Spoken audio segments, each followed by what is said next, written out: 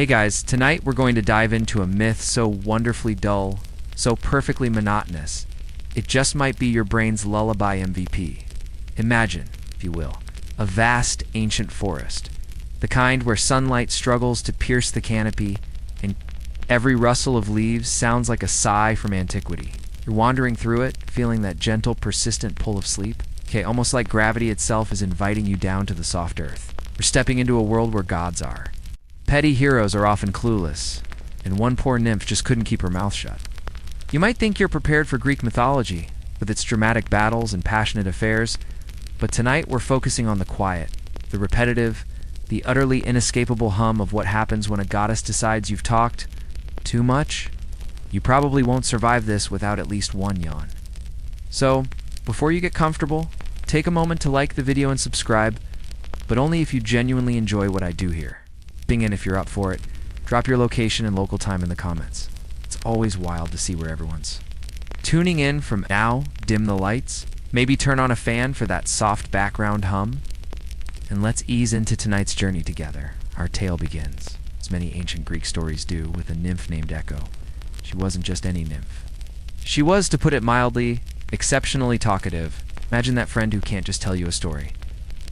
They have to include every single tangential detail, every little side note, every minor observation, till you're not sure what the original point was anymore. That was Echo, but amplified 1,000-fold.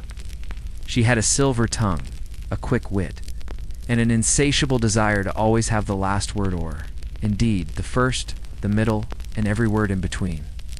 If there was a silence, Echo felt it was her solemn duty to fill it, and then some.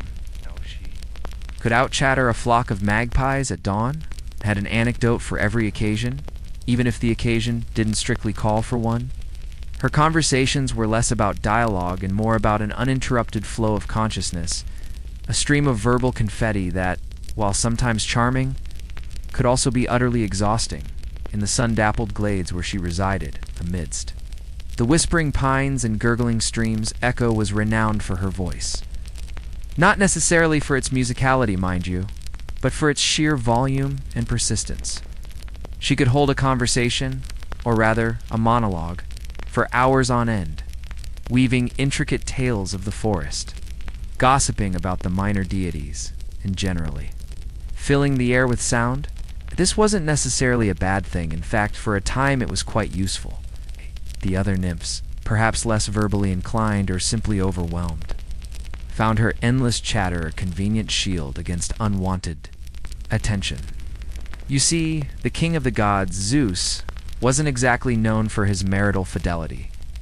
He had a habit of sneaking down from Mount Olympus, often disguised as a fluffy cloud. A golden shower, yes, that happened, or a rather dashing swan to cavort with nymphs and mortal women. And his wife, Hera, queen of the gods, was equally well known for her fiery temper and her diligent, often terrifying pursuit of his paramours. She had a divine radar for infidelity, and woe betide anyone caught in its beam. This is a mainstream historical fact. By the way, Zeus's philandering and Hera's vengeful pursuits are central themes in countless Greek myths, illustrating the volatile and often dysfunctional family dynamics of the Olympian pantheon. It's a bit like a cosmic reality TV show, but with more lightning bolts and transformations into animals. When Zeus was in the forest, engaged in his elite extracurricular activities, Echo would often be deployed as a distraction. She'd engage Hera in long, winding conversations, full of elaborate compliments and utterly pointless digressions, buying Zeus precious time to escape. You can almost picture it.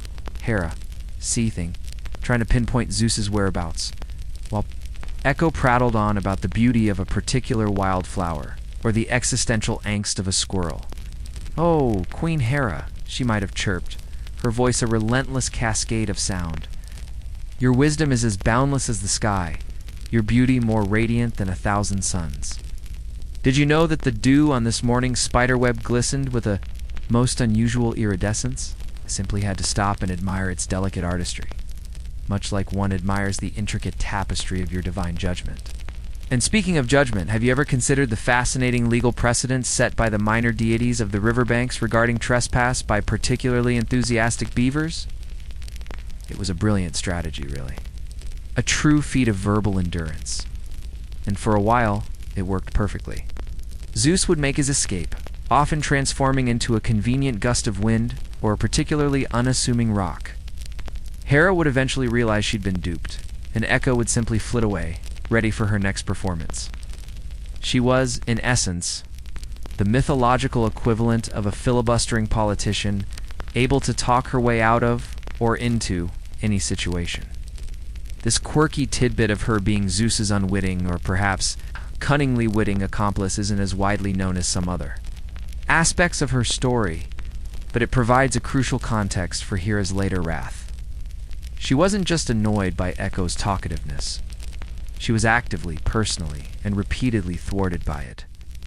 It was a cosmic game of hide-and-seek, and Echo was always the one holding Hera's attention, while Zeus made a break for it.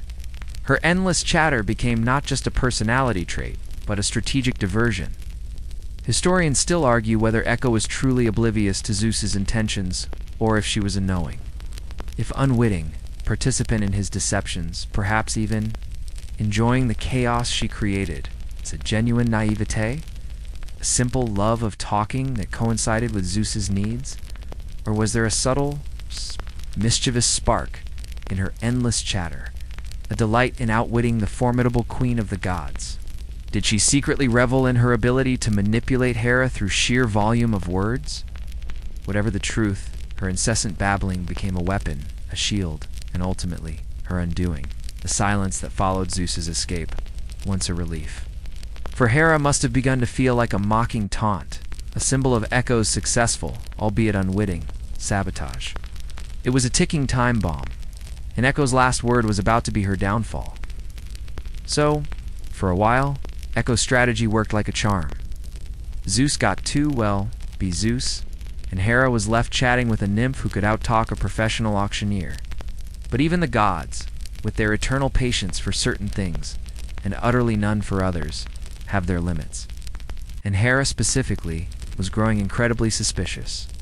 You can imagine her tapping her foot, perhaps adjusting her golden peplus, vein throbbing subtly on her divine forehead. As Echo spun another yarn about the migratory patterns of ethereal butterflies, or the surprisingly complex social structure of gnats.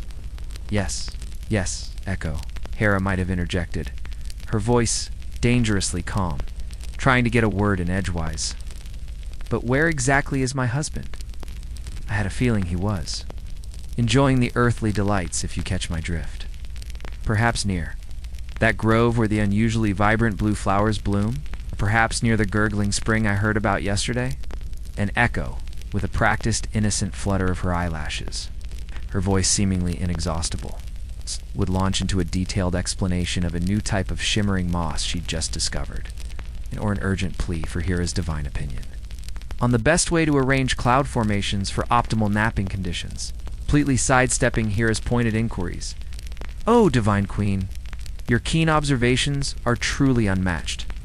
But speaking of blue, did you know the precise shade of cerulean in that distant sky today perfectly complements the indigo of your gown? It reminds me of a delightful debate I once overheard between two particularly persnickety sparrows about the true meaning of atmospheric perspective. Truly a philosophical marvel. This went on for quite some time, a celestial game of cat and mouse, with Echo as the unwitting, or perhaps entirely witting decoy. Each time Hera thought she was close, Echo would unleash another torrent of delightful, yet utterly distracting verbiage. It was a battle of wills, or rather, a battle of one will against an endless stream of words. One particular day, Hera's intuition was screaming louder than ever. She knew Zeus was in the vicinity, and she was absolutely determined to catch him red-handed. Her patience had not just worn thin, it had completely evaporated. She swept down from Olympus, eyes blazing with a divine fury that could curdle milk, make trees spontaneously combust, and turn solid rock into fine dust. Her descent was probably accompanied by crackling thunder and a sudden shift in the wind, a clear sign of impending divine reckoning. She found Echo, as usual, holding court, her voice echoing through the forest glade, weaving another elaborate distraction. But this time, something was different. Echo's chatter, normally just a delightful nuisance, seemed deliberately evasive. She was talking faster, weaving more convoluted stories, creating a veritable verbal smokescreen that even a blind god could see through. It was less about conversation and more about a desperate attempt to create an impenetrable wall of sound. Historians still argue whether Narcissus's fate was a direct divine punishment, perhaps inflicted by the goddess Nemesis, the spirit of divine retribution. Often called upon by his spurned lovers or Aphrodite, goddess of love, perhaps annoyed by his spurning of love itself, or simply the natural, inevitable consequence of his extreme pathological self-absorption, a self-inflicted wound. Was it a curse, or a logical conclusion to a life lived entirely inward? Whatever the cause, he wasted away by the poolside, consumed by a love for an unreachable image, until he finally died. A victim of his own unattainable beauty, completing the cycle of tragic, unrequited obsession. His death was as solitary and self-focused as his life. Narcissus lingered by the spring until his last breath, his eyes fixed on his own beautiful, unattainable image, his body growing weaker with each passing moment. He wasted away, not from thirst or hunger in the conventional sense, but from the unbearable agony of unrequited love, a profound and all-consuming love for himself that could never be physically fulfilled, forever just beyond his grasp. His beauty, which had brought so much admiration and yet so much misery to others, ultimately consumed him, a poetic justice. It's a rather darkly satisfying end, isn't it? It's the one who rejected all love, who could find no one worthy of his affection, was finally, utterly, hopelessly in love with the one thing he could never truly possess, his own reflection. When the nymphs and his former admirers, worried by his prolonged absence, eventually came searching for him, their concern perhaps tinged with a morbid curiosity, they found him lying lifeless by the clear pool. His body was gone, vanished as if he had simply dissolved into the air, or perhaps melted into the very water that had held his final obsession, leaving no trace behind. In its place, right where his head had rested, bowed forever in adoration. Of his reflection, a beautiful flower had sprung up from the damp earth. It had delicate, pure white petals and a vibrant yellow-orange center. Its graceful head bowed slightly, as if still gazing into the water. A perpetual posture of self-admiration. This was the first Narcissus flower, forever named after the youth whose vanity led to such a peculiar and fitting transformation. This transformation of a human, or divine figure, into a natural element is a very common motif in Greek mythology, often serving as a permanent memorial, a symbolic punishment, or a cautionary tale. Think of Daphne turning into a laurel tree to escape Apollo's relentless pursuit, or Clytie pining for Apollo, transforming into a heliotrope flower forever, turning towards the sun, her beloved. It's a mainstream historical fact that these botanical transformations were used to explain the origins of various plants and flowers in the ancient world, imbuing the natural landscape with mythical significance and reinforcing the cyclical nature of life and death, even in divine tales. So, when you see a narcissus flower in your garden, it's not just a pretty bloom. It's a living, breathing testament to an ancient tale of self-obsession and tragic beauty. A silent whisper from the distant past. The nymphs, despite his coldness to them, mourned for Narcissus. Perhaps they mourned the beauty lost to the world, a beauty they had adored from afar. Or perhaps they mourned the potential for love and connection that he never allowed himself to experience, a life unlived. They wept by the spring, their tears mingling with the water, creating tiny ripples that momentarily distorted the reflection, as if acknowledging the profound shift that had just occurred, a ripple of sorrow through the stillness. They tried to find his body, to give him a proper burial, a respectful farewell, but all they found was the newly bloomed flower, stark and beautiful replacement. And as they wept, calling out his name in their grief, Narcissus. Echo, still lingering in the shadows of the forest, still a disembodied voice, responded in her sorrowful, fragmented way. Narcissus. She would whisper from the distant rocks, her voice a ghostly echo of their lament. Mourn. Repeat her own eternal grief mirroring theirs, a poignant, unseen presence witnessing the final act of this tragedy. Her presence, unseen but heard, was a constant mournful backdrop to the final act of this tragedy, a perpetual lament. This quirky tidbit of echo, still echoing his name even after his death, brings a final, haunting layer of pathos to her fate. Forever bound to the memory of the one who scorned her so utterly, she never truly escaped his presence, even in his absence. She remained, in her very essence, tied to him. Historians still argue about the precise theological implications of Narcissus's transformation. Was it a merciful act, preserving his beauty in a new, less harmful form, allowing him a quiet eternity? Or was it a final fitting punishment, condemning him to an existence as a silent, unmoving symbol of his own fatal flaw, unable to connect? Forever gazing at himself? Whatever the interpretation, the Narcissus flower stands as a beautiful yet silent monument to the devastating power of self-love unchecked.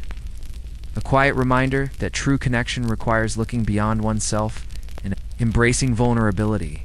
And so, the two tragic figures of our story, one reduced to a voice, the other transformed into a flower, became eternal, if somewhat boring, parts of the natural world. Forever linked by a tale of unrequited longing and profound vanity, there, sad echoes woven into the very fabric of existence.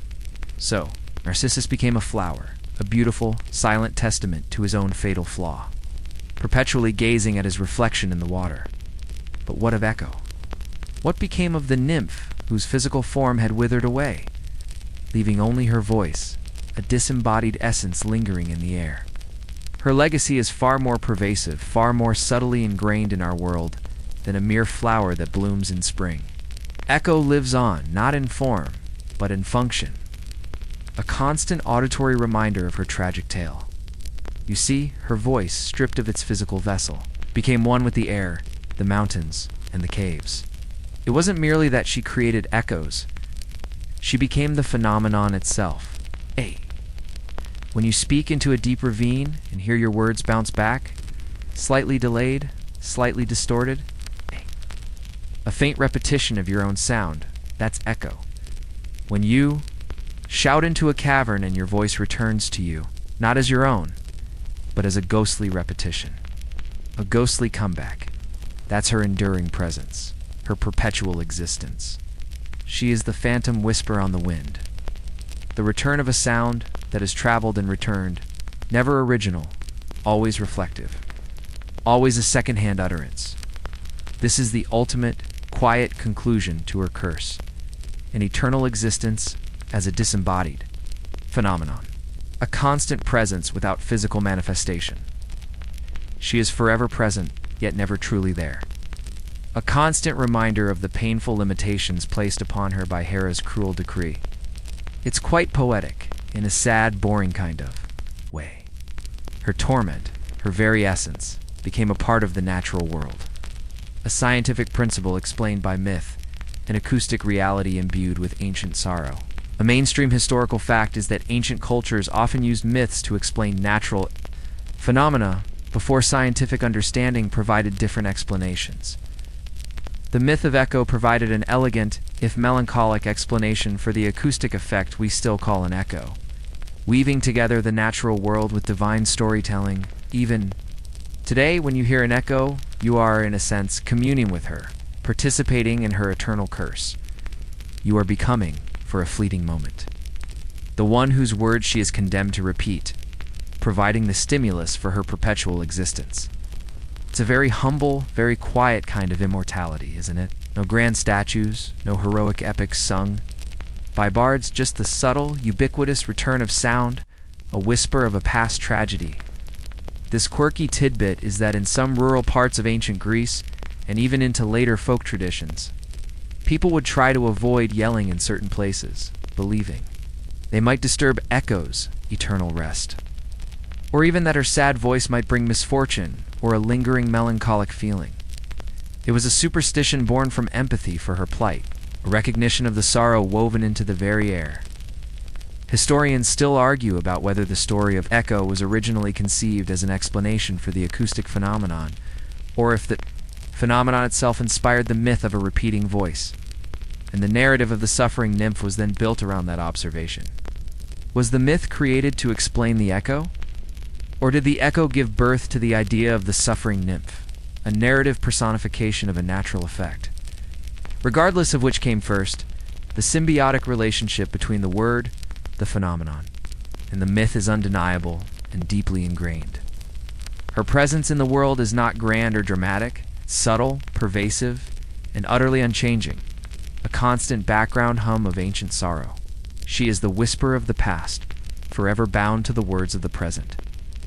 A constant, gentle reminder of a goddess's wrath and a nymph's unrequited love, a testament to the enduring power of narrative. Legacy isn't about what she did, but what she became, an auditory reflection, a sound that is always secondhand. It's always an answer, never a question, never an original thought.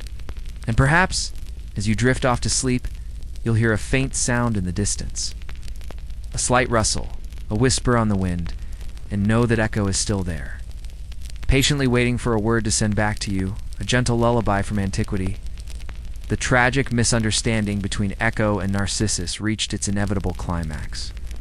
Narcissus, still annoyed by the disembodied voice that seemed to mock him, finally demanded, his voice sharp with command, "Let us meet here. Come, show yourself." And with a final, desperate surge of hope, a profound yearning that defied her failing form, Echo, No. no longer able to bear the agonizing distance and the barrier of her curse, emerged from her hiding place. Her form was faint, ethereal, a mere wisp compared to the vibrant nymph she once was. It's almost translucent against the green of the forest. But she pushed herself forward, driven by an unyielding longing for connection. For one moment of recognition, she rushed towards him, arms outstretched in a gesture of supplication and desperate affection, hoping that physical proximity might somehow bridge the insurmountable gap of her curse, that he might finally see her. Truly see her soul beyond the distorted sound and understand the depth of her silent affection. You can almost feel her trembling anticipation, the desperate plea in her eyes, the last reserves of her life force poured into this one, final approach. But Narcissus, upon seeing this pale, spectral figure, this almost ghost rushing towards him, recoiled in disgust and fear. He didn't see a yearning nymph, a heartbroken soul. He saw a strange, almost grotesque apparition, a hideous mockery of beauty, an unwelcome intrusion into his perfect self-contained world. His profound self-absorption left no room for empathy, no capacity to interpret her approach as anything but an offensive, terrifying intrusion. His reaction was immediate and brutal, delivered with the cold precision of one who values only himself. "Away with you," he cried, his voice sharp with disdain, his perfect features twisted in revulsion. "I would die before I let you have power over me. Never shall you possess me." His words, so cutting, so utterly devoid of compassion, pierced Echo's already fragile heart like a poisoned dagger, tearing through her last thread of hope. This was not the welcome she dreamed of, not the understanding she craved, not the loving embrace she longed for. It was utter, complete, and public rejection, delivered with maximum cruelty. And because of her curse, her own voice, the last vestige of her identity, was forced to repeat his cruel declaration, twisting the knife further. ... Power over me. ... Possess me. This moment is the devastating turning point, sealing Echo's fate with absolute finality. It's a mainstream historical fact that ancient Greek myths often feature characters expressing extreme sentiments and desires, sometimes leading to dramatic and irreversible consequences, much like Narcissus's harsh words here. His declaration highlights his fear of vulnerability and his absolute control over his own affections, or lack thereof. His rejection wasn't just cold, it was utterly definitive, a statement of ultimate, self-protective isolation. It was the last straw for Echo's already crumbling existence. Humiliated, heartbroken beyond repair, and utterly crushed, Echo turned and fled. She didn't just retreat into the shadows. She disintegrated, as if the sheer weight of his cruelty. The public shame of his rejection caused her very essence to unravel, her being to dissipate into the air. Her unrequited love, combined with the public and crushing rejection, became too much for her already weakened form to bear. She retreated to the darkest caves and the most desolate mountain peaks, the places where she had sought solace before, but this time there was no solace left, only the cold, unyielding embrace of rock and air. The pain was too great, too overwhelming for her ethereal form. She wept, silent tears that turned to dew on the rocks, evaporating before they could leave a trace. Her body, already fading, began to waste away entirely. Her bones, some versions of the myth say, turned to stone, forming part of the very mountains. She inhabited their gray, unfeeling surfaces, now containing her former frame. Her flesh withered, disappearing completely, becoming as insubstantial as a wisp of smoke. All that remained of the once vibrant, talkative nymph was her voice. Clinging to life with a desperate tenacity, condemned to repeat the words of others forever, a perpetual, mournful whisper across the desolate landscape. This quirky tidbit of her physical body literally transforming into the landscape emphasizes the profound depth of her despair and her complete dissolution from the world of living beings. She became an inherent part of the natural world, a permanent acoustic phenomenon. Historians still argue about the philosophical implications of this transformation. Does it represent a triumph of spirit over form, her enduring essence escaping the confines of a physical body? Or is it the ultimate erasure of identity, her individuality utterly consumed by the natural world, a final, complete defeat? Whatever its meaning, it marks the completion of Hera's curse, pushing Echo to her ultimate ethereal fate. Her existence became one of pure auditory reflection, a sound without a source, a perpetual, mournful whisper in the wilderness, forever. Bound to the words of others, Echo, reduced to a disembodied voice. A faint whisper in the wind disappeared completely from the sight of mortals. Her suffering unseen, her love unrequited, and utterly unacknowledged. Her story, though tragic and poignant, is only half of this rather boring tale. Now, our focus shifts entirely to Narcissus, the architect of her final torment, whose profound and singular self-absorption would ultimately lead to his own unique and profoundly fitting demise. A mirror image of Echo's linguistic fate, having cruelly spurned Echo and countless other nymphs and mortal maidens. Dismissing their affections with callous indifference, Narcissus continued his solitary existence, basking in his own flawless reflection whenever he found a suitable surface. He was a living, breathing monument to himself. One sweltering day, the sun beating down relentlessly after a particularly arduous hunt under the oppressive summer sky, he felt a profound thirst, a desperate parching in his throat. He wandered deeper into the sun-dappled glades until he came upon a spring, a pristine, crystal-clear pool nestled deep within the undisturbed heart of the forest. It was untouched by shepherds or wild animals, its edges pristine, its surface as smooth and unblemished as a perfectly polished mirror, reflecting the world above with breathtaking clarity. He knelt by the edge of the pool, intending to cup his hands and drink the cool, inviting water. But as he leaned closer, his eyes scanned the surface, and he caught sight of his own reflection staring back at him from the liquid depths. And that was it. The moment stretched into eternity. Instantly captivated, utterly entranced by the impossibly beautiful image staring back at him. He had seen his reflection before, of course, in bronze shields and polished metal surfaces, but never with such perfect, unspoiled clarity. The light, the angle, the profound stillness of the water, it was as if a god had sculpted his ideal self, his most perfect form, and placed it before him for his sole adoration. He forgot his thirst. He forgot the hunt, the companions he'd left behind, the very world around him. All that existed was the exquisitely beautiful face, gazing back from the watery depths. He was mesmerized, falling instantly and completely in love with his own image, a love so powerful It bordered on a fever. This wasn't just admiration, it was an intense, agonizing obsession, a consuming passion for the one thing he could never truly possess. He tried to embrace the ethereal figure, but his arms merely plunged into the cold water, distorting the image into ripples and fragments. He tried to kiss the perfect lips, but they rippled and vanished, only to reform when the water settled. Forever out of reach, every attempt to connect with the image was met with frustrating, tantalizing closeness that was always just out of physical reach, a cruel, visual torment. This immediate and overwhelming self-love is the crux of Narcissus's character and his ultimate ironic punishment. It's a mainstream historical fact that the concept of narcissism in psychology directly derives from this myth. Referring to excessive self-admiration, a grandiose sense of self-importance, and a pervasive lack of empathy for others. Ow.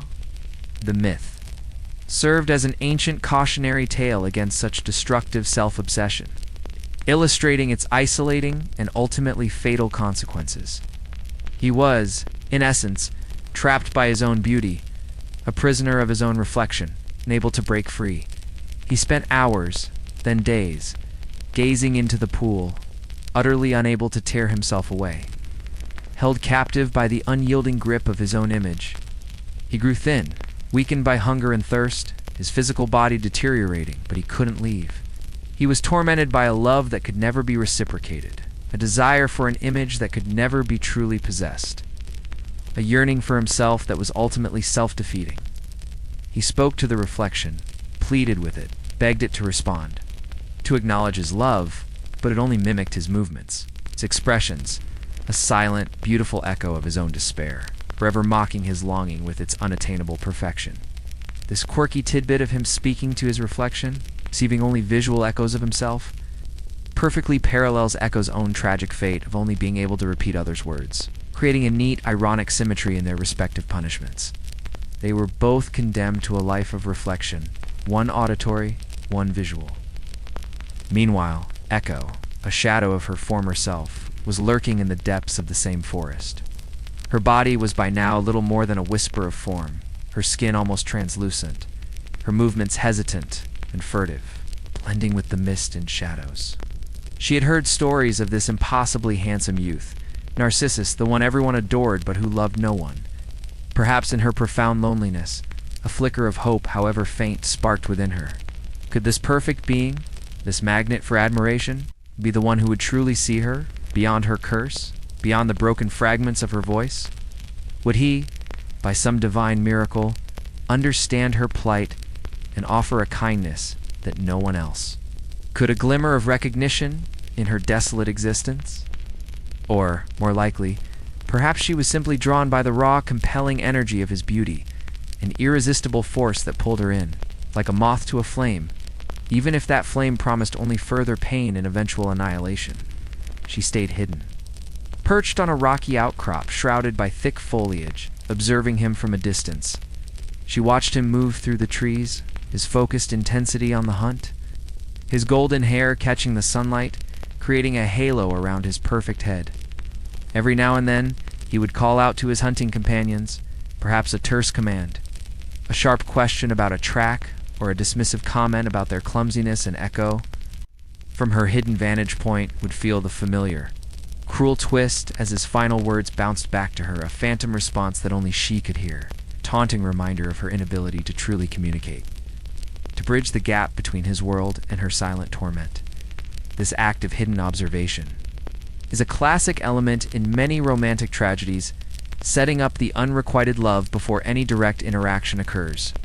It builds tension and highlights the power imbalance between the observer and the observed, silent admirer and the oblivious object of affection. A mainstream historical fact is that hunting was a significant activity in ancient Greek aristocratic society, both for sport and for demonstrating prowess and virility. It wasn't just a leisure activity, it was a display of character and skill. Attributes Narcissus likely cultivated meticulously to enhance his own self-image, to confirm his own perfection. So he wasn't just aimlessly wandering, he was performing. In a sense, for himself, for his own self-admiration. As Narcissus moved deeper into the woods, the silence around him grew more profound, the sounds of his companions fading into the distance. He became separated from his hunting party, pursuing a particularly elusive stag, its antlers disappearing into the dense undergrowth. The forest seemed to hold its breath, waiting, a sense of predestined encounter hanging in the air. Unseen, felt an inexplicable pull to follow him, a desperate longing to be near this person who commanded so much attention. Even if she couldn't engage him, even if her presence meant nothing to him. She hovered, always just out of sight, a fleeting presence in the rustling leaves, her only companion, the wind that whispered through the branches, carrying the phantom echoes of his calls, this quirky tidbit of her being drawn to him despite his known arrogance and her own fragile state hints at the sheer desperation of her loneliness and the primal, almost magical allure of his beauty. She wasn't merely infatuated. She was, perhaps hoping against hope for a connection, for a miracle that would allow her to finally break free from her isolation. Historians still argue about the precise emotional state of Echo at this point. Was it genuine, innocent attraction, a desperate plea for recognition from the one person who seemed to embody everything she lacked, or simply an instinctive, melancholic response to another living soul after so much isolation, a subconscious desire to be near life, even if that life was dismissive? Whatever her motivation, this silent pursuit brought her dangerously close to the object of her unrequited affection, setting the stage for the inevitable, heartbreaking encounter. The forest, once her sanctuary from the world, was now becoming the scene of her final, painful confrontation with a world that could not, or would not, hear her. A confrontation that would seal her ultimate, ethereal fate, as Narcissus continued his solitary hunt, straying further from his companions. He eventually found himself in a particularly quiet, untouched part of the forest. The air was still, heavy with the scent of pine and damp earth. The sunlight filtered through the leaves in soft, dappled patterns, creating an almost ethereal glow on the forest floor. The only sound was the gentle rustle of his own movements, the soft crunch of leaves under his perfectly formed feet. Suddenly he paused, a slight frown creasing his brow. He called out, perhaps testing for an echo in the deep silence, or simply to locate his friends who had fallen behind. Is anyone here? His voice, clear and melodious, cut through the stillness. From her hidden perch, still concealed amongst the gnarled roots of an ancient oak, Echo's heart leaped. This was it. Her chance. Only chance. The opportunity she had both yearned for and dreaded. She wanted to respond, to pour out her soul, to explain her tragic plight, to tell him how his unparalleled beauty had drawn her from her desolate retreat, how she had suffered, how she loved him. But the curse held fast, a cruel, invisible hand, clamped over her mouth, twisting her intentions, silencing her own words. All she could do was wait for his next words, to offer the only communication she was capable of, a pathetic, fragmented reply. After a moment, as his voice faded into the stillness, she heard herself a faint, almost imperceptible sound, repeating, ... here. Narcissus, surprised, paused. He had distinctly heard something, a voice, a response, yet it seemed to come from nowhere, disembodied and mysterious. He scanned the surrounding trees, his perfect features tinged with a hint of irritation at the interruption, an impatience that quickly replaced any fleeting curiosity. "Who are you?" called out, his voice, now sharper, more demanding, tinged with that familiar disdain for anything that inconvenienced him. And from the shadows, Echo's mournful reply floated back, a weak, almost desperate sound. ... you. Imagine the frustration, the agony. Echo was right there, desperate to be seen, to be heard, to be understood. Her entire being yearned for connection. For one moment of genuine interaction, and all she could offer was a fragmented, nonsensical repetition, a cruel parody of conversation. She was trapped in a dialogue that wasn't really a dialogue, a pathetic imitation of interaction. A tragic misunderstanding played out in the silent depths of the forest, utterly beyond her control. She tried again, as he called out, his irritation, growing. "Come forth. Why do you hide? and she could only whisper back, ... forth.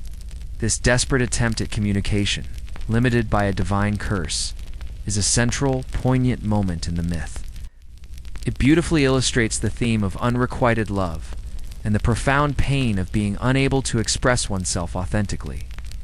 A mainstream historical fact is that the ancient Greeks, through their myths, often explored the complexities of communication and miscommunication, recognizing the profound impact words and the lack thereof had on human relationships and destinies. The story of Echo and Narcissus serves as a prime example of this fascination, showcasing the devastating effects of a broken linguistic bridge. Narcissus, growing impatient and perhaps a little unnerved by this disembodied, mocking voice, called out with increasing annoyance, his patience wearing thin. "Why do you avoid me? Let us meet. Show yourself." And Echo, her heart aching with a pain more profound than any physical wound. Her love, a silent scream, could only manage ... meet.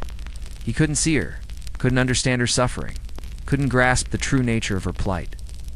He only heard a mocking repetition, a playful yet irritating game being played by some unseen entity. He had no concept of her profound suffering, no inkling of the nymph wasting away in the shadows. Her love an unacknowledged burden. This quirky tidbit of Narcissus's immediate irritation, rather than curiosity or concern, further highlights his self-centered nature. He wasn't wondering about the mysterious voice out of genuine interest or empathy. He was annoyed that it wasn't making itself clear or obeying his implicit command to reveal itself. He was bothered by the inconvenience, the slight disruption to his solitary hunt, not by the mystery or the potential plight of another being. Historians still argue whether Narcissus's immediate irritation was a deliberate narrative choice by the myth-tellers to emphasize his unyielding vanity and lack of empathy, or a realistic portrayal of someone accustomed to absolute control and immediate gratification, simply impatient with an obstacle.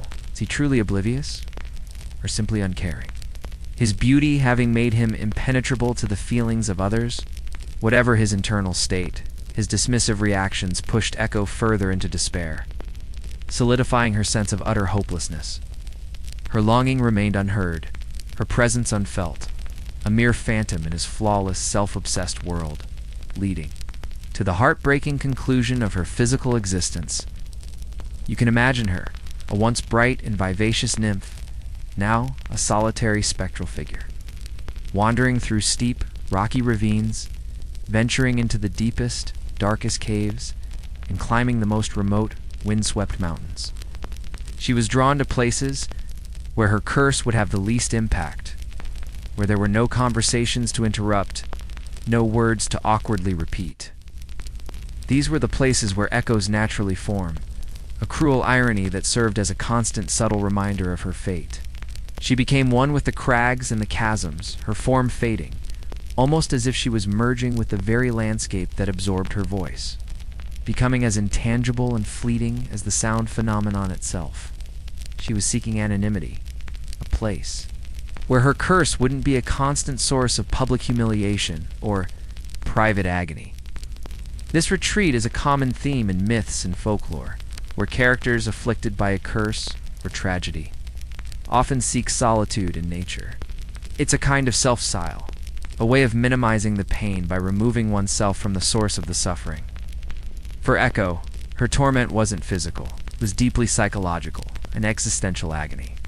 The mountains and caves, typically places of dread or profound mystery for mortals, became her sanctuary, precisely because they offered the perfect environment for her cursed voice to exist without ridicule or anguish.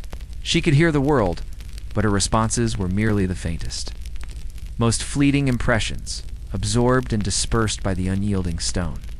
She was a living, breathing paradox, a voice condemned to repeat, yet constantly seeking environments where that curse would be least triggered. Think about the psychological toll of such an existence. To have a vibrant inner life, teeming with thoughts and emotions, desires and opinions, a rich tapestry of consciousness, but to be utterly incapable of expressing any of it.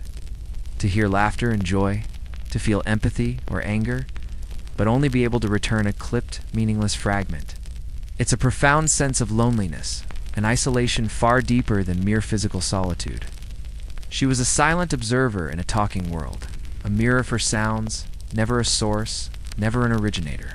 A quirky tidbit: some ancient Greek travelers believed that particularly strong echoes in certain caves were not merely acoustic phenomena, but actual manifestations of Echo's lingering presence. Her sad spirit woven into the very fabric of the earth. They would sometimes whisper questions into these caves, hoping for a response, perhaps for guidance, or simply to test the myth. Not realizing the tragic limitations of the voice they heard, or the sorrow that accompanied its every utterance. Historians still argue the specific geological features that were believed to be her dwelling places. Was it a particular mountain range, like the rugged slopes of Mount Parnassus, or perhaps a series of interconnected grottos along the coast of Attica? Whatever the exact location, it's clear that her sorrow deepened with each passing day, each repeated fragment a fresh wound. Her body, once so full of life, so vibrant with the energy of a forest nymph, began to waste away. The vibrant colors of her nymph skin faded to a pale, almost translucent hue. Her limbs grew thin and frail, and her once bright, sparkling eyes became haunted and dull, reflecting only inner anguish. All that remained of her former self was her bones, which turned into rocks, seamlessly blending with the mountains she inhabited, and her voice, which became the very echo we know today, a disembodied essence, a rather morbid yet strangely beautiful transformation. It's a reminder that even in ancient myths, extreme emotional distress could lead to profound physical and elemental changes, literally becoming part of the landscape. She literally became part of the landscape. Her sorrow etched into the very mountains and caves where she sought refuge, a timeless, melancholy whisper that would forever answer, but never initiate. While Echo was slowly fading into the very landscape, tormented by her curse, another figure entered the stage of our tragically repetitive tale. This was Narcissus, a youth whose beauty was so profound, so utterly captivating, that he literally stopped people in their tracks. Imagine a celebrity so dazzling, so universally adored, that crowds part before them, eyes follow their every move, and conversations cease in their presence. That was Narcissus, but on a mythological, divine scale. He was the kind of person who, if he walked into a room, would immediately become the sun around which all other planets orbited, effortlessly drawing every eye and every breath. His presence was a silent, commanding force. He was the son of the river god Cephissus and the nymph Liriope, and from the moment he was born, his striking good looks were a subject of wonder.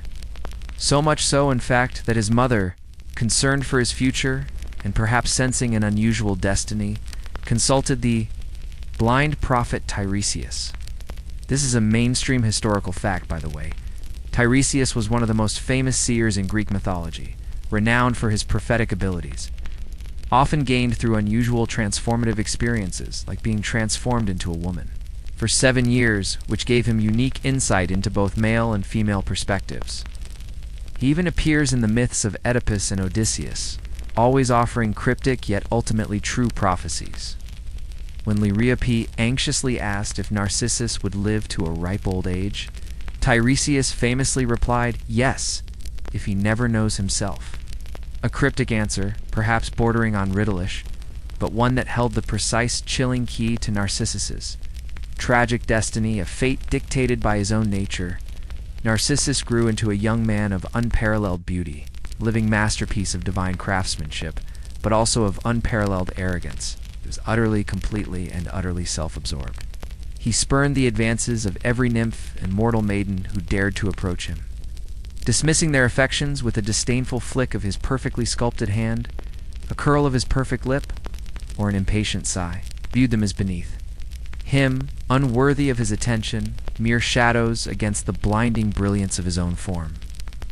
Insignificant admirers whose affections were a nuisance rather than a pleasure. You can almost hear him with an eye roll that would set modern teenagers to shame, murmuring, honestly, another one. Do they not understand that I am a masterpiece, not a plaything? Their devotion is simply tiresome. Man, enjoy his own perfect company. His heart was as cold and unyielding as the marble statues he resembled, devoid of empathy or genuine affection for anyone else. He never looked outward, never sought connection, never truly saw anyone beyond his own reflection. He was the original, it's all about me kind of guy, to the nth degree, but with the divine justification of truly breathtaking beauty. And while his beauty attracted everyone, leaving a trail of lovelorn figures in his wake, his cruel rejections left an even longer trail of broken hearts and wounded pride. It's the kind of toxic beauty that draws people in with irresistible force, only to push them away with a dismissive gesture, leaving them more broken than before. This quirky tidbit about his constant, almost pathological rejection of others highlights a crucial part of his character, his fundamental inability to love or truly connect with anyone outside of himself, setting the stage for his eventual downfall, which would be entirely self-inflicted.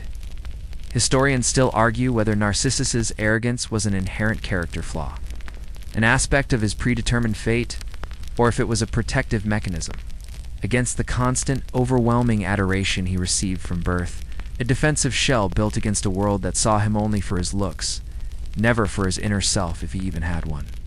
Was he a victim of his own beauty, forced into a corner of self-sufficiency by perpetual external validation, or simply a truly terrible, self-obsessed person whose inner emptiness was masked by his outward perfection?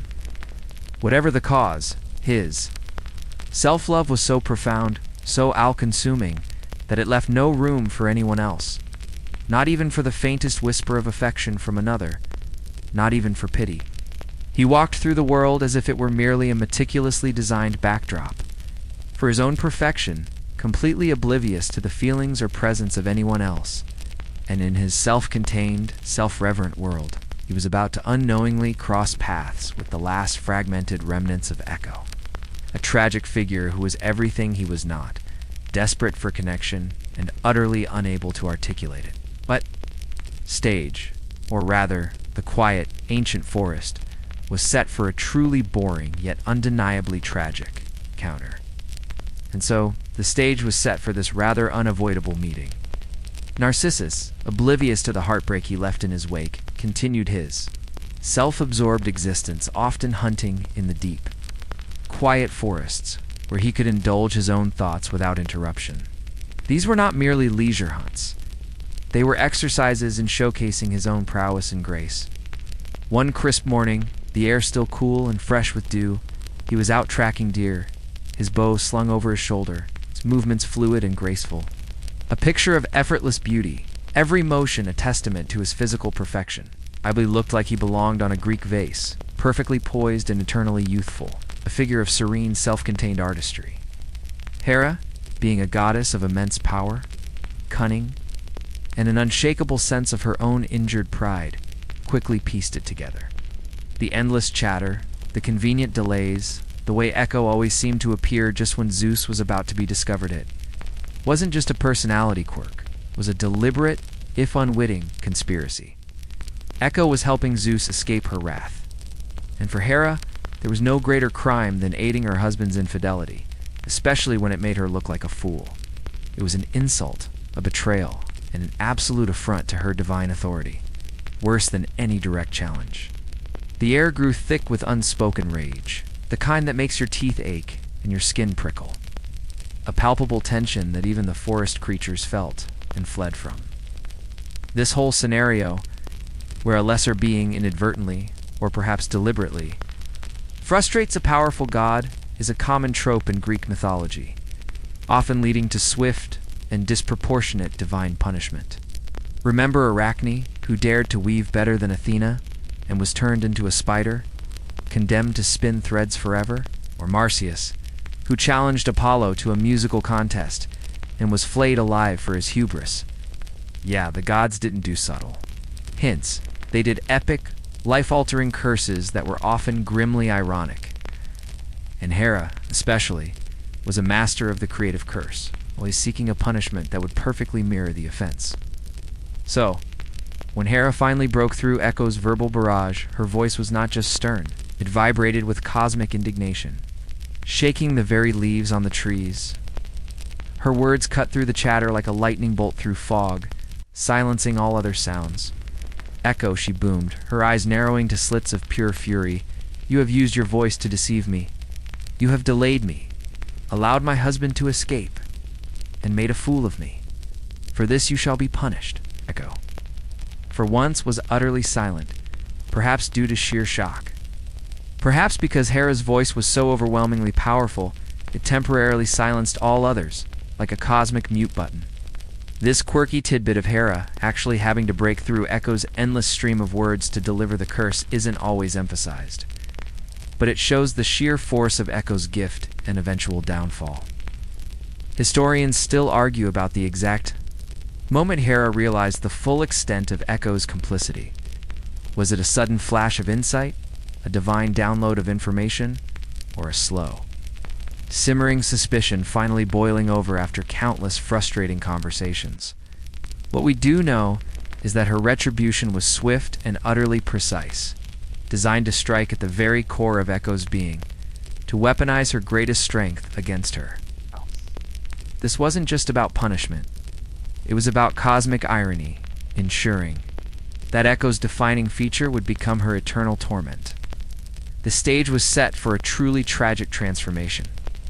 And so, Hera delivered her verdict, a curse that would forever change the talkative nymph. Her voice, once her greatest asset, her endless source of self-expression, her very identity, would become her prison. "You shall never again use your voice for your own purpose," Hera declared, her words vibrating with chilling finality, echoing through the now-silent glade, as if the forest itself held its breath. "You will lose the power to initiate conversation, to tell your own stories, to share your own thoughts, to offer your own opinions. From this moment on, you will only be able to repeat the last words spoken to you by another. And even then, only those words, and nothing more. Your tongue, which has so tirelessly deceived me, will now be forever bound to mimicry." Imagine the horror of it, to be someone whose entire identity was wrapped up in communication, in the flow of words, in the sheer joy of sound, in the art of storytelling and witty banter, and then to have that stripped away.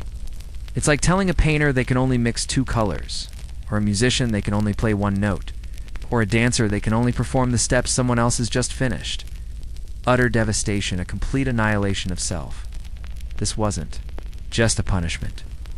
It was a cruel, poetic justice in Hera's eyes. Echo had used her words to deceive, to delay, to distract, to make a fool of the divine queen. Now her words would be nothing but an empty echo of someone else's. The very essence of her being was turned against her. She who loved to fill the silence with her own pronouncements, her own endless stream of delightful chatter, was now condemned to only fill it with the ghosts of others' utterances.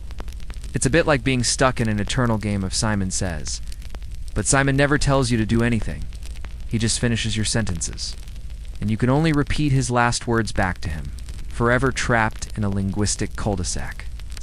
Not exactly conducive to scintillating conversation, is it? More like a perpetual, frustrating stutter. Echo stood there, stunned. The vibrant colors of her nymph attire seemed to dim, her lively demeanor replaced by a profound emptiness, a shell of her former self. Her quick wit, her silver tongue, all rendered useless. She tried to speak, to protest, to beg for mercy, to appeal to Hera's compassion, if any existed, but only a strangled, pathetic sound escaped her lips. The words caught in her throat, unable to form her own thoughts. Then, as Hera turned to leave, dismissing her with a final, disdainful glance, a cold, triumphant smile playing on her lips, Echo heard her own voice, faint and alien, repeating, "Mercy." It was the last word Hera had uttered as she dismissed her, a chilling confirmation of the curse's immediate, terrifying power. The curse had taken hold, instantly and irrevocably. From that moment on, her voice, once so full of life, and laughter and endless stories, was a mere shadow, broken reflection of sound. This curse, in its very specificity, highlights a fascinating aspect of ancient Greek beliefs about divine punishment. Unlike, say, a physical transformation into an animal or a plant, which was also common, this curse targeted the very essence of personality and social interaction.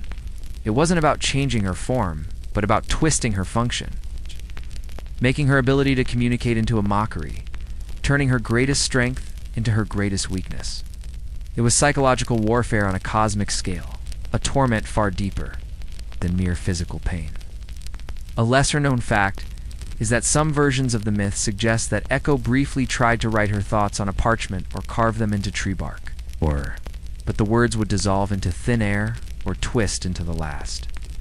Things someone had said to her, reinforcing the absolute nature of Hera's curse upon all forms of her expression. She truly had no independent means of communication. Historians still argue whether Hera truly understood the full psychological torment her curse would inflict, or if she simply intended a straightforward, albeit severe, linguistic limitation. Was it cold, calculated cruelty, meticulously designed to cause the maximum amount of internal anguish, or merely an unforeseen, yet fitting, consequence of divine wrath, a consequence that happened to be particularly agonizing for a talkative nymph? Whatever the truth, the curse effectively severed Echo from the world she once loved to fill with her chatter. Over time, Echo began to understand the full implications of her new existence. She tried to engage with other nymphs, with forest creatures, even with the passing breeze, but it was impossible. The dryad greeted her, "Good morning, Echo." She could only respond, "Morning, Echo." If a playful satyr, unaware of her plight, asked, "Want to dance?" all she could offer was, "Dance." The frustration must have been unbearable, a constant gnawing pain. Imagine being trapped inside your own head, with a torrent of thoughts and feelings, desires and opinions, a rich inner world bursting, to be shared, but utterly incapable of articulating them. You want to scream, to laugh, to cry, to explain, but all that comes out is a disjointed echo of the last sound, a meaningless fragment of someone else's intent. That's a terrifying prospect, a true nightmare for anyone who values connection and self-expression. Her once vibrant world, filled with lively conversations and joyful banter, became a silent, desolate space, broken only by the fractured remnants of other people's words. She was an eternal responder, never an initiator, forever a reflection, never an original. This inability to initiate, to contribute her own thoughts, led to a profound and crushing loneliness. With her vibrant spirit crushed and her defining characteristic rendered a cruel mockery. Echo retreated. The lively glades and bustling forests, once her stage and playground, became unbearable. Every interaction was a painful reminder of her lost voice. Every attempt at connection, a frustrating, soul-crushing failure. The sound of other nymphs, chattering, the calls of the satyrs, the songs of the birds, all of it was a torment. A constant auditory assault reminding her of what she had lost. She sought solace in the most isolated, desolate corners of the world, places where the silence was profound, broken only by the impersonal sounds of nature, the wind, the rustle of leaves, the distant cry of an animal, sounds she could not mimic, and therefore sounds that caused her no pain, offering a temporary reprieve from her anguish. The enduring story of Echo and Narcissus, beyond its linguistic and moral impacts, has also been a rich ground for scholarly analysis and reinterpretation throughout history. Historians, psychologists, literary critics, and even sociologists have poked and prodded this myth, seeking deeper meanings and finding various layers within its seemingly simple narrative.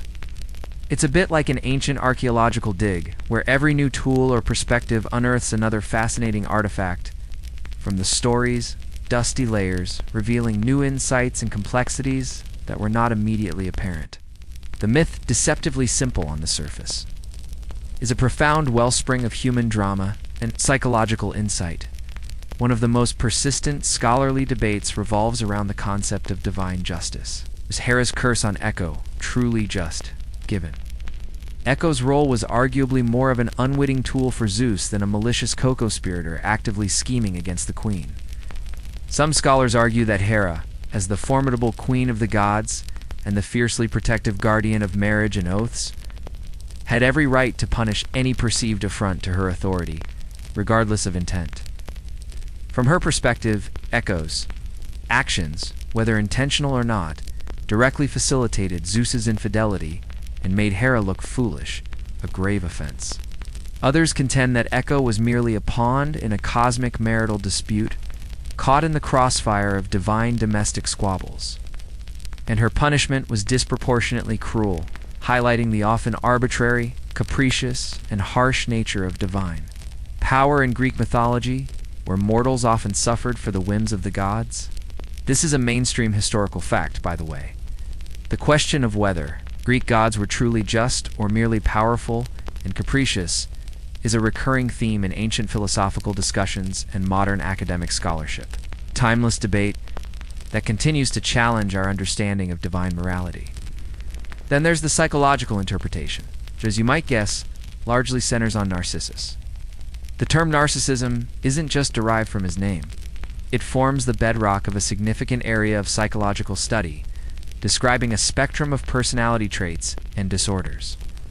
Scholars debate whether Narcissus was born with his condition, a predetermined fate woven into his very essence, or if his extreme beauty and constant overwhelming adulation from birth cultivated his self-obsession, shaping him into the person he became. Is it nature or nurture that led to his downfall, his ultimate inability to love anything beyond himself? This quirky tidbit is that some psychoanalysts have even suggested that Narcissus's inability to love another was a form of self-preservation. Sophisticated, albeit ultimately destructive defense mechanism against the overwhelming vulnerability of true emotional connection and the inevitable pain that often accompanies it. Perhaps he was so afraid of being hurt or disappointed by others that he retreated into the impregnable safety of his own self-admiration. A rather lonely existence, if you ask me, but one that offers a more nuanced, if perhaps too sympathetic, view of his deeply flawed character moving beyond simple vanity. Historians still argue about the societal context of the myth and what messages it was intended to convey to its ancient audience. Was it told in ancient Greece to reinforce patriarchal norms, subtly showing a talkative woman being punished for transgressing perceived boundaries, the beautiful man becoming a victim of his own allure, thereby subtly blaming both for their deviations from societal expectations? Or was it a more universal tale about fundamental human flaws, vanity, deceit, the pain of unrequited love, transcending specific gender roles and social structures, offering lessons applicable to everyone? The way the myth is retold and reinterpreted often reflects the values and anxieties of the time in which it is being analyzed. It's making it a living, evolving narrative. For example, during the Romantic era, Narcissus was sometimes viewed with a tragic, almost sympathetic lens, a figure doomed by an irresistible fate beyond his control, rather than simply a vain fool. The story also sparks profound discussions about communication and its essential role in human connection. Echo's fate highlights the importance of being able to express one's inner world, the profound frustration and isolation of having thoughts and feelings trapped within, unable to be shared. It asks us to consider what it truly means to connect with another person beyond just the exchange of words. Is true communication about shared meaning, about empathy and understanding, or simply about hearing and being heard, about the mere transfer of sound? These aren't exactly bedtime questions for a lively pub quiz, but they're fascinating nonetheless, inviting deep introspection. As the lights dim further and sleep begins its gentle embrace, these layers of meaning softly blur, leaving only the quiet hum of a timeless tale that continues to provoke thought. And so, we come to the quiet end of our long, meandering journey through the rather boring Greek myth of Echo and Narcissus. Their tale, despite its lack of epic battles, grand quests, or overt heroics, offers a profound, lingering whisper, a gentle reminder of the power of words, the perils of vanity, and the enduring nature of sorrow and longing. The once talkative nymph is now the eternal voice of the mountains and caves, a sound without a body, a perpetual answer to questions she can never pose, a constant auditory presence that embodies her curse, Narcissus, the impossibly beautiful youth, is the silent bloom by the water's edge, a monument to a love that could only exist for himself. Forever gazing at his unattainable reflection, an enduring symbol of self-absorption, their story, perhaps, isn't meant to excite or thrill with dramatic narratives. It's meant to resonate, to echo in a very literal and metaphorical sense. It's designed to settle gently into your mind, much like the soft hum of a fan on a quiet night, or the distant, soothing patter of rain against a window pane. It teaches us, without needing dramatic flourish or moralizing pronouncements, that self-obsession can be a lonely, inescapable prison, and that true connection, the kind that makes life worth living and adds richness to our existence, requires us to look beyond our own reflections and truly hear the voices and the hearts of others. They served as moral compasses, guiding listeners through the complexities of human nature, societal expectations, and ethical dilemmas. This myth, in its quiet, unassuming way, excels at that, offering timeless wisdom. As you lie there now, feeling the comforting weight of your blanket, perhaps your thoughts drifting to ancient Greece, imagine the deep, silent forests, their stillness broken only by the wind, and perhaps the faint, haunting return of a sound from a distant ravine. That's echo, forever repeating, forever present. A testament to a grief so profound, it literally became part of the earth, woven into the very air we breathe, and by the still, clear pools where Narcissus met his fate. The narcissus flowers swayed gently in the breeze, their delicate heads bowed, silently admiring their own perfect forms, a timeless symbol of beauty and self-love, frozen in a perpetual, quiet contemplation, an endless self-reverence. It's a rather quirky tidbit that in some cultures, the narcissus flower is associated not just with vanity and death, but also with rebirth and the coming of spring, its cheerful blooms signaling new beginnings. This creates a bittersweet irony given Narcissus's tragic, self-inflicted end. It's almost as if nature itself offers a hopeful counterpoint to his self-destruction, a continuous cycle of life blossoming from sorrow, a gentle push towards renewal. Historians still argue whether this later association with spring and rebirth reflects a deliberate reinterpretation of the myth to imbue it with more positive themes, simply a coincidental connection based on the flower's natural blooming season, a natural symbolism overriding the original tragic narrative. Whatever the intent, it adds a final layer of quiet complexity to a story that on the surface seems so straightforwardly boring. The world is full of echoes, both literal and metaphorical. The whispers of the past in our language, the recurring patterns in human behavior. The subtle ways stories from millennia ago still resonate in our lives today, shaping our understanding of ourselves and others. Tonight, you've listened to one such echo, a tale that has endured through time, not with a bang, not with a dramatic roar, but with a gentle, persistent hum, a quiet reverberation in the chambers of history. So as your eyelids grow heavy and your thoughts begin to drift, let the last echoes of this ancient myth fade into the comfortable quiet of your room. There's no need to fight it now. No need to hold on to the narrative. Just breathe. Let the stillness envelop you. A calm, peaceful quiet. Drift off into a peaceful, dreamless sleep, knowing that the mountains and caves still whisper and the flowers still gaze in their eternal, quiet way. Good night. The sad tale of Echo and Narcissus, despite its rather uneventful plot twists and lack of thunderous battles, carries some surprisingly resonant moral lessons. On the surface, it's a classic cautionary tale about the perils of excessive pride and unchecked vanity. Narcissus, with his complete self-absorption, serves as the ultimate warning against turning inward so much that you become blind to the world and the people around you, deaf to their cries, and insensitive to their affections. His fate being consumed by an unfulfillable love for his own image, unable to connect with anything beyond his reflection. It's a stark reminder that true happiness and connection come from looking outward, from engaging with others, not from gazing endlessly into the mirror of self. It's a message that probably resonates even more in our selfie-obsessed age, isn't it? A quick scroll through social media, and you might see a few Narcissus archetypes still thriving, perhaps even inadvertently mimicking his tragic flaw. For Echo, her story is a tragic lesson about the consequences of deceit even when unintentional, and the devastating, soul-crushing pain of unrequited love and the utter inability to communicate one's true self. Her curse highlights the fundamental human need for self-expression and genuine connection. Imagine living in a world where you can hear everything, understand everything, process every thought and emotion, but can only respond with someone else's words, forever silenced in your own voice. It underscores the vital role that original thought, verbal agency, and authentic dialogue play in our identity, our mental well-being, and our relationships. It's a rather profound commentary on the human condition. Tucked away in a story about a gossipy nymph and a pretty boy, a deep philosophical point masquerading as a simple myth.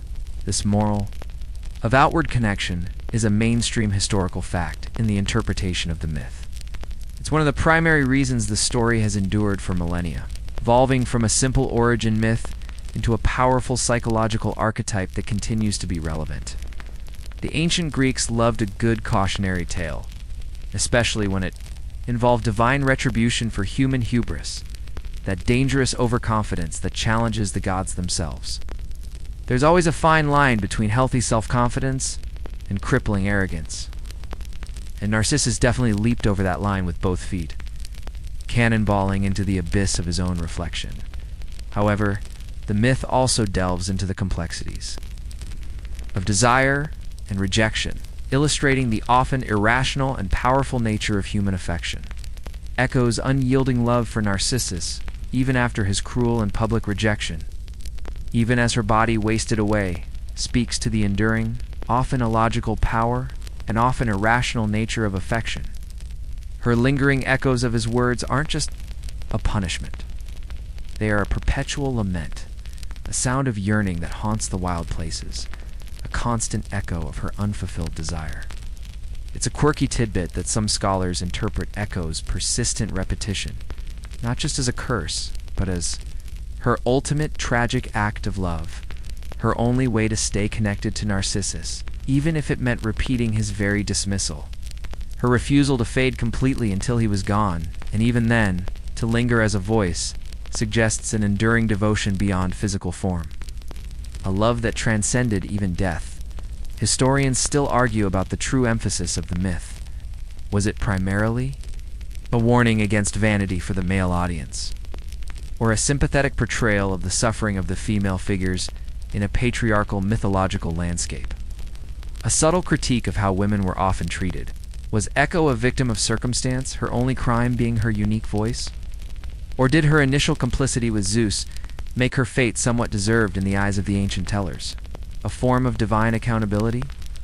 These debates highlight the layers of meaning embedded within seemingly simple narratives, demonstrating how ancient stories can adapt and resonate with different interpretations across generations. The way the myth is retold and reinterpreted often reflects the values and anxieties of the time in which it is being analyzed, showing its remarkable adaptability. Ultimately, the myth reminds us that our words have power, both to deceive and to connect, and that our focus, whether outward or solely inward, profoundly shapes our destiny and our ability to experience joy and connection. It's a quiet, reflective moral, one that asks you to consider your own voice, your own reflection, and the echoes you leave behind in the world. As you begin to feel truly sleepy now, perhaps the moral is simply this: don't be too full of yourself, and maybe try to listen more than you talk. It's a good rule for life, certainly for a peaceful night's rest. Beyond the moral lessons and the tragic fates of its characters, the myth of Echo has had a surprisingly profound and very concrete impact on our language. That we use today to describe a repeating sound is directly derived from the Greek mythological figure, not just a poetic allusion, a clever metaphor. It's a direct linguistic inheritance, a permanent reminder of her story embedded in our everyday vocabulary. When you say the sound echoed through the canyon, you are, without even realizing it, invoking the legacy of a sad nymph, giving her a small, quiet moment of continued existence. This linguistic connection is a mainstream historical fact. 1. Of countless examples of how ancient Greek and Roman myths have shaped Western languages and culture, permeating our vocabulary in ways we rarely acknowledge. Think of words like Atlas from the Titan who held up the sky, Herculean from Hercules' strength, narcissistic, yes, that one too, directly from Narcissus, museum from the Muses, or even the names of the planets in many constellations. Even some days of the week have mythological origins like Thursday from Thor, or Friday from Freya. It's a testament to the enduring power and influence of these stories, reaching far beyond the realm of dusty old texts into the very fabric of our communication, silently shaping how we describe the world. But it's not just the word echo itself that carries her legacy. The concept of echoing, of repetition and reflection, has also infused various fields of study, making her story broadly relevant. In acoustics, we talk about echo chambers, reverberation, and sonic delays phenomena that are quite literally echo's domain, her eternal playground. In literature, a narrative or theme might echo through different works or across different historical periods. A subtle recurrence that calls back to earlier ideas, creating a sense of continuity or comparison. Even in psychology, beyond the specific term narcissism, you might hear about echoing in communication, where a person unconsciously or consciously repeats phrases from their interlocutor, sometimes to build rapport, sometimes as a sign of being easily influenced or lacking independent thought. Her curse, in a strange way, became a descriptor for various human and natural behaviors. It's a quirky tidbit that some ancient Greek philosophers, even before the myth was fully solidified in its popular form, mused about the nature of sound, and its mysterious ability to return, almost as if sound itself had a memory or a spirit that clung to surfaces. The myth of echo provided a vivid, compelling personification for these abstract acoustic observations, making the invisible phenomenon tangible and relatable, even if the personification was a bit sad. It's a poetic bridge between the mystical and the scientific, demonstrating how humans have always sought to understand the world around them, often through imaginative narrative and storytelling, giving life to unseen forces. Historians still argue whether the Greek word for echo, kh, existed as a common term before the nymphs myth was widely known, and if the myth was then built around the existing linguistic concept, creating a narrative explanation for a known phenomenon, or, conversely, if the character of the nymph was so compelling and her story so tragic that she gave her name to the phenomenon. Such was her narrative power. Regardless of which came first, the symbiotic relationship between the word and the myth is undeniable and deeply ingrained in Western thought. The two are inextricably linked, each reinforcing the other's meaning. So, the next time your voice seems to hang in the air for a moment too long, reverberating off a hard surface, or when you're forced to repeat something because someone didn't quite catch it, remember echo. Remember her curse, her unrequited love, and the way her story has permeated our very language, making her immortal in every linguistic utterance. Her boring tale, far from fading into oblivion or being forgotten, is woven into the sounds we make, the words we speak, and the very way we describe the world around us. She is truly immortal, a silent, pervasive presence in every reverberating sound. A quiet reminder of an ancient tragedy whispered across millennia, a constant hum in the background of our everyday speech. She is the eternal answer, never the question, living on in every repeating syllable.